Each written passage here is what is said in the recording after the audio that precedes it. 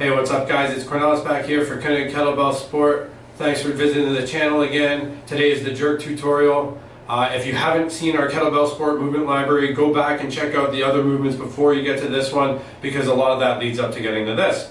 So today we're doing the jerk tutorial, 1 arm jerk, 2 arm jerk, and why the jerk is so complicated. It's going to be okay. So the first thing we need to talk about for jerk is the first dip.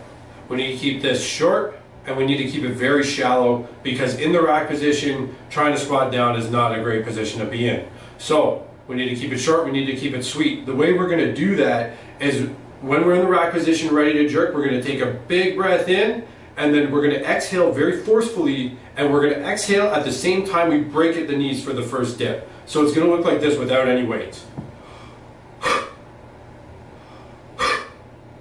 And make sure when you're practicing that elbow staying connected to your hip, because if it starts coming off, what's going to happen is you're going to lose a lot of power when you go into your launch phase of the lift. So again, without any weights, a big breath in right before you're ready to jerk, a forceful breath out when you're starting your first dip. And that's how we're going to keep it short and sweet. We're keeping our elbows connected to our body. Really shove those elbows into your torso.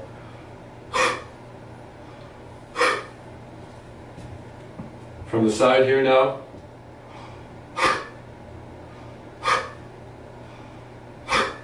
Notice how I just break at the knees. I don't squat down very deep. Forceful breath out at the exact same time I break at the knees. That's how we do our first dip.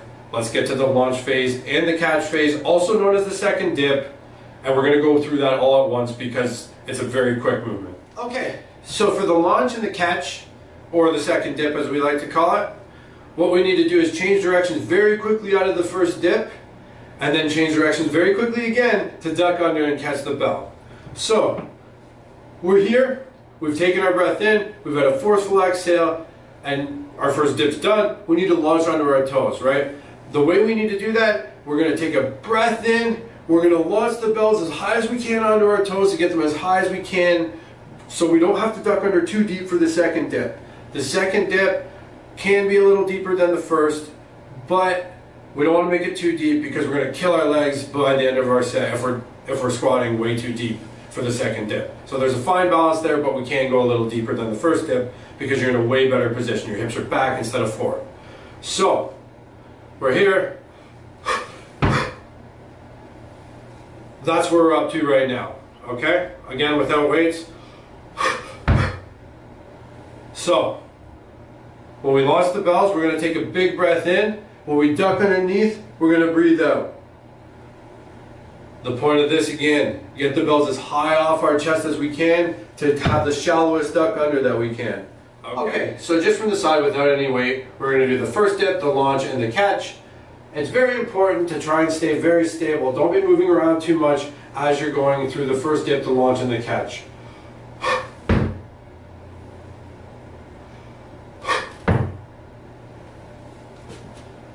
So, after you learn the first dip, the launch, and the catch, you got to move on, and we need to stand up with the weight, we need to fixate it, and we need to drop it. That's the next section, and then I'm going to go through all of this with some weights. So we've got the bells off our chest, we've squatted underneath them, they're feeling pretty stable. This is where you need to fixate the bells, get used to this position, spend a lot of time here, and then as we stand up, what we want to do is actually just guide our knees back. We don't want to push our hips forward when we stand up out of the squat like a traditional squat. So I'll do that again for you without any weights. We've caught the bells, we've fixated them, and then we're going to breathe in as we stand up with the bells.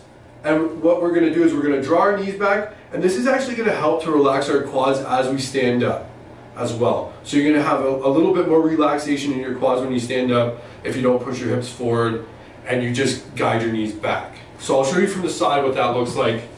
So we're here, and we're going to just guide our knees back, and then you'll notice that your quads will actually disengage once you get to this position, as opposed to pushing your hips forward like a traditional squat, and you'll have all your quads and the front part of your abdominals tense. When you're out and you just draw your knees back into this position, you'll be able to relax a lot more. So that's how you stand up out of the second dip. The next part is one of the most crucial, which is the drop. We're up overhead, we fixated the bells, we need to get them back to our chest. How we're going to do that is we're going to just pull our arms down right back into the position we'd like to be in our rack position. As the bells hit our chest, we're going to let a big exhale out, because remember, we breathed in when we were standing up from our second dip. So now we need to let that air out. As they drop, you want to exhale at the same time, just like in your first dip, and guide them back into your rack position. As the weights get heavier, you're going to have to absorb it with your knees as well, because you won't be able to just drop them and stand there straight, because it's going to take too much energy. So we're up here, we've taken a big breath in as we stood up from the second dip, and we're going to bring our hips forward, guide the bells down into our rack position, and breathe out.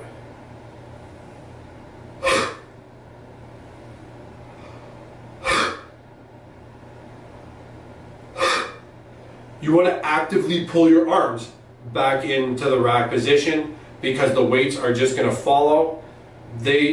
Gravity's going to help those. So just get your arms back into the rack position and absorb the weight as soon as it hits your body with your knees. Takes a lot of time to get that right, but once you do, you get the breath, the knees, everything put together. The drop will feel much easier, and it'll tax you a lot less later in your set. So I'll just show you a few without weights from the side.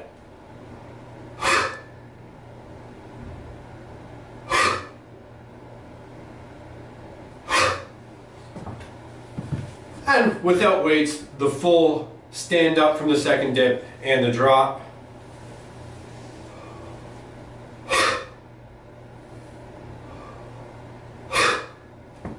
And from the side without any weights.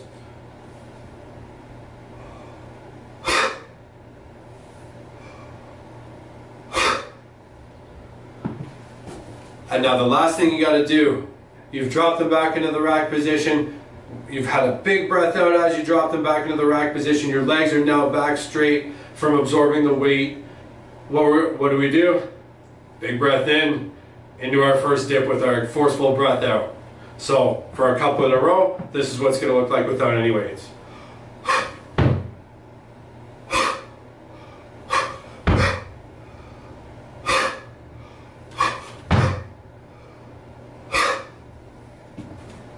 And from the side without any weights.